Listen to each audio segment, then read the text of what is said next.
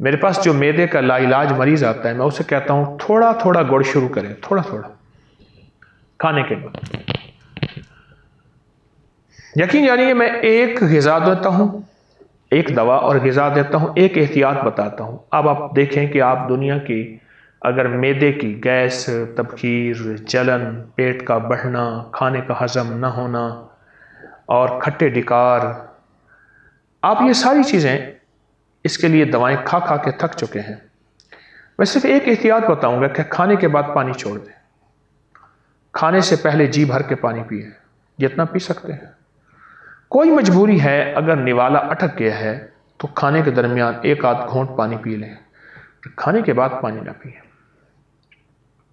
اور کھانے کے درمیان بھی نہ پئیں تو اچھی بات ہے، کھانے کے بعد پانی نہ پئیں۔ جو کھانے کے بعد پانی ہے وہ زندگی کی صحت، 2 گھنٹے کے بعد پانی پئیں۔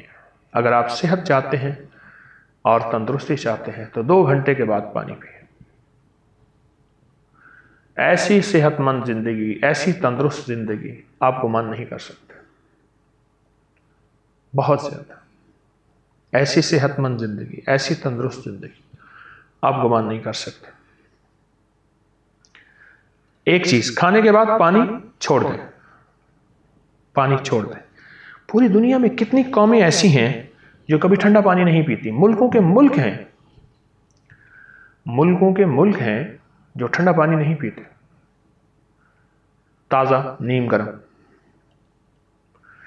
ایک تو کھانے کے بعد پانی پینا چھوڑ دیں، اور دوسری آپ سے درخواست ہے کہ کھانے کے ساتھ گڑ اپنی زندگی کا حصہ بنا لیں۔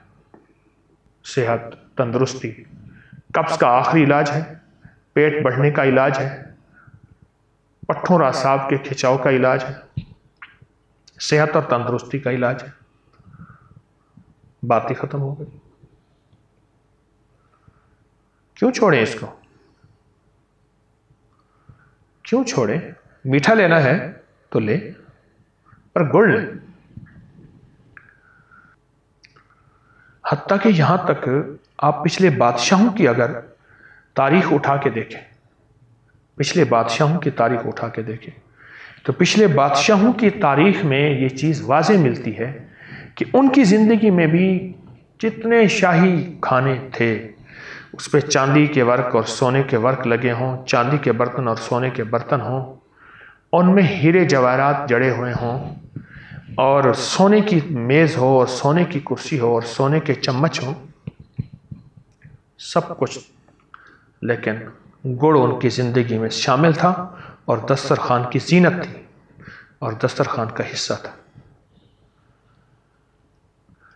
گڑ ان کی زندگی میں شامل تھا،